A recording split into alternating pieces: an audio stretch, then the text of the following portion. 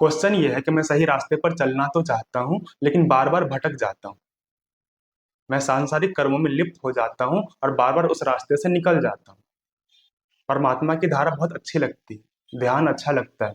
मैं होश में रहना चाहता हूँ, बहुत मेहनत करके मैं वहां पे रहता भी हूँ, लेकिन बार बार फिर बेहोश हो जाता हूँ, ऐसे जैसे पहाड़ से फेंक दिया गया हो। जीवन बिल्कुल नर्क जैसा लगने लगता है। ऐसा लगता है कि मैं नदी की धारा में बह तो रहा था, लेकिन वहां से निकाल दिया गया, किसी ने मुझे खींच लिया। तो सवाल ये है कि संसार में रहते हुए भी मैं ध्यान में कैसे रहूं, शांति में कैसे रहूं। जवाब बहुत सरल है। आप एक सूची बनाइए। कौन सा ऐसा स्थिति आता है जहां पे आप ध्यान से भटक जाते हो, आप उस धारा से निकल जाते हो सकता है ये सूची बहुत लंबी हो, 20, 40, 60, 70, कितना भी हो सकता है। और ये जब ये सूची बन जाए, तब फिर उसका निरीक्षण करिए। उसमें से आप पाएंगे कि 3, 4 ऐसी चीजें होंगी, ऐसे विषय होंगे जिसके प्रभाव में आके आप ध्यान से भटक जाते हो।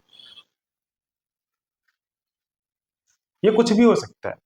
ये कोई स्थिति हो सकती है, कोई व्यक्ति हो सकता है, कोई बात हो सकती है, कोई जिम्मेदारी हो सकती है, कुछ भी हो सकता है। उस 50, 60 सूची में से 4, 5 चीजें ही निकलेगी जिससे आप बार बार भटक जाते हो। और जब ये 3, 4, 5 चीजें दिख जाए, तो फिर बात क्लियर होना स्टार्ट हो जाता है। अब दुश्मन आपके सामने है, 4, 5 दुश्मन ही है, पर्दा खुल गया है। आपको पता है किस वजह से आप वहां से बाहर निकलते हो, किस वजह से आप शांति का रास्ता छोड़ देते हो। और जब दुश्मन सामने है तो अपने आप से पूछिए कि शांति ज्यादा प्रिय है या वो विषय। और अगर शांति प्रिय है तो मैं वहां पे क्यों भटकता हूँ। ये सवाल अपने आप से पूछना पड़ेगा। ध्यान में रहना या नहीं रहना हमारा चुनाव होता है। मत कहिए कि आंख खुली और गड्ढे में गिर गए। गड्ढे में गिरना भी एक चुनाव है।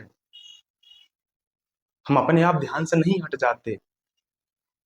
हम उंगली रख के चुनते हैं कि मुझे ध्यान से हटना है।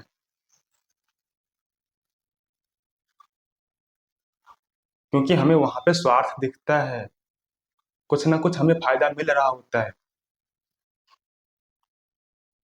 और जब हटते ही हैं तो अपने आप से पूछ लीजिए ना, क्या वहां पे ज्यादा मजा आ रहा है। आप जब ये सवाल करते हो कि मैं ध्यान में रहता हूँ फिर भटक जाता हूँ, तो थोड़ा बहुत ध्यान तो करते ही हैं आप। ध्यान में तो जीते ही हैं। तो थोड़ा सा और ध्यान कर लीजिए कि जब आप ध्यान में रहते हो तब ज्यादा मजा आता है, या जब ध्यान से छिटक जाते हो तब ज्यादा लाभ होता है। और अगर तब ज्यादा लाभ होता है तो फिर ध्यान की जरूरत क्या है। रहिए वहां पे। लेकिन लाभ नहीं हो रहा है, आप परेशान हो रहे हो, तो फिर वहां पे क्यों फंसे। तो फिर ध्यान से क्यों छिटक जाते हो। आप ध्यान में तो रहते हो, लेकिन वहां से हटने का चुनाव आप खुद करते हो। आपका स्वार्थ जुड़ा है वहां पे। आप इस बात को मान लो। जब तक इस बात को नहीं मानोगे, ध्यान की यात्रा पे नहीं जा पाओगे। यही सच है। जिम्मेदारी खुद को लेनी पड़ेगी कि मैं अगर ध्यान से हट रहा हूं, मैं अगर शांति से हट रहा हूं, तो मेरा खुद का चुनाव है। मैंने चुना है वो। आप क्वेश्चन तो ऐसे कर रहे हो कि मेरे साथ ऐसा ऐसा हो रहा है, ध्यान से भटक जाता हूं। आपके साथ हो नहीं रहा है, आप कर रहे हो सकता है ये करवा लगे, लेकिन यही सच है। आप चुनते हो ध्यान से हटना।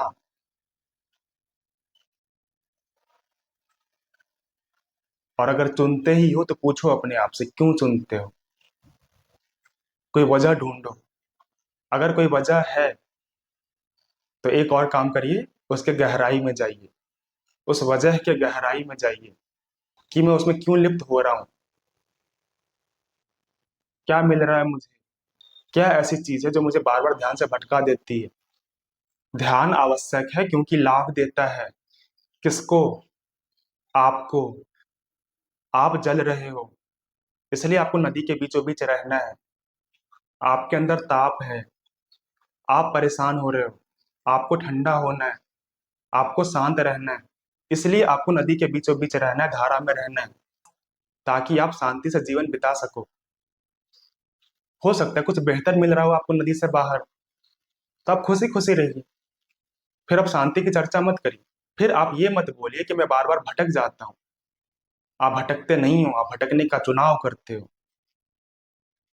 नहीं तो बात बहुत सीधी है, अगर मैं जल रहा हूं तो मुझे पानी में जाना है, नहीं जल रहा हूं तो नहीं जाना है। लेकिन अगर आपको पता है कि आप जल रहे हो, तो चुनाव आप करोगे ना, कि पानी में रहना है कि बाहर। तो देख लो आपको कहाँ पे लाभ मिल रहा है। और लाभ दो ही तरह के होते हैं, या तो कुछ मिलेगा, नहीं तो कुछ छीनने से बचा लोगे। क्या बचाना चाहते हो, किस चीज की रक्षा करना चाहते हो? और जो भी रक्षा करना चाहते हो, क्या उसकी कीमत ध्यान से ज्यादा है, शांति से ज्यादा है? और अगर है, तो फिर आप शांति शांति क्यों करते हो? क्यों चाहिए शांति? उन चीजों को ही बचा लो ना। लेकिन अगर ऐसा नहीं है, उन विषयों की कीमत अगर शांति से कम है, तो उन चीजों की अवहेलना करना सीखो, असम्मान करना सीखो, उपेक्षा करना सीखो। शांति प्रिय है ना, तो उसकी प्रायोरिटी को सबसे ऊपर रखेंगे, और उसके रास्ते में जो भी आएगा उसकी अवहेलना करेंगे, उससे दूर जाएंगे। आप नदी में बह रहे हो, आपको कोई तट से आवाज लगा रहा है कि निकलो चलो मजदूरी करने चलते हैं, तो आप डूब जाइए ना नदी में, गोते लगा दीजिए। कब तक कोई आवाज लगाएगा? वो भी थक के निकल जाएगा, कोई परेशान नहीं करेगा आपको। आप ध्यान में शांति में डूबिए, तो उस नदी की धारा में डूबिए तो।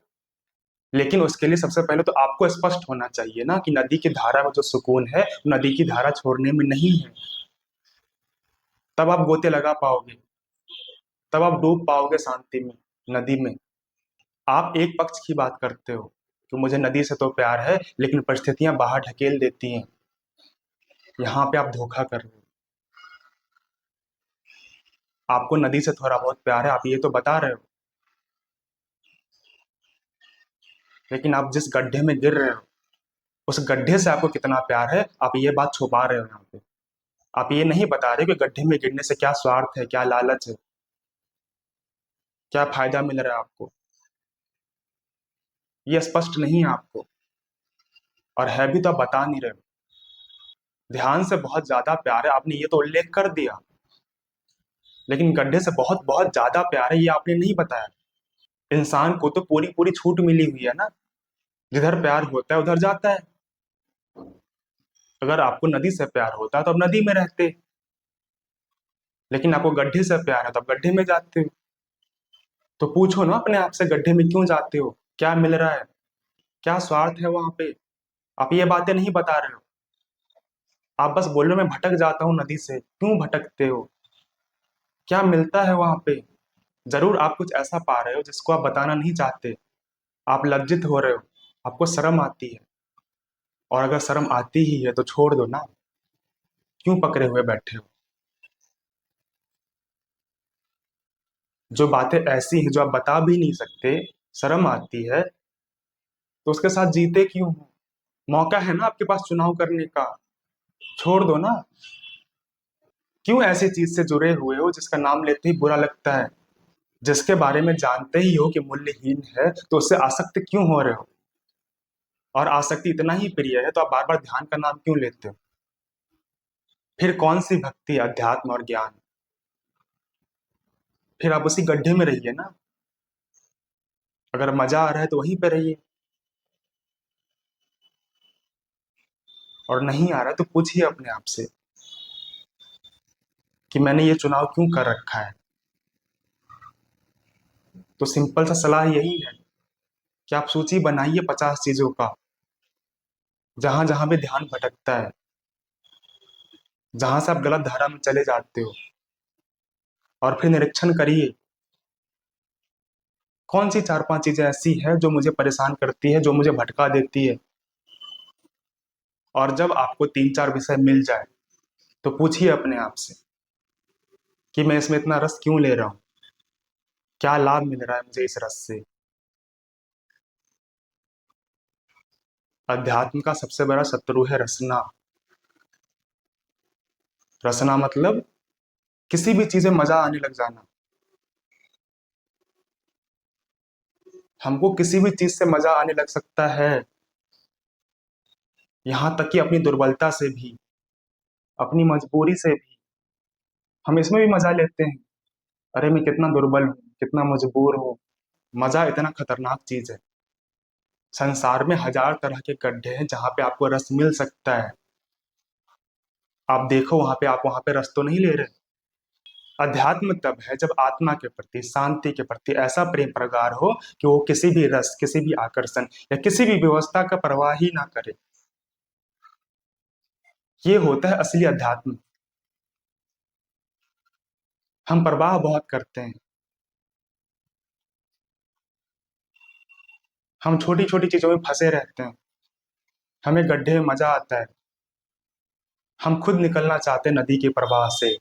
हमारा चुनाव होता है, ये एक्सेप्ट करना पड़ेगा। नहीं तो ऐसे ही बार बार भटकते रहेंगे। तो गुजारिश ये है कि प्रेम में पड़िए, धारा में बहिए ही नहीं, डूब जाइए। जो डूबे सो पार। सिर्फ बहते मत रहिए।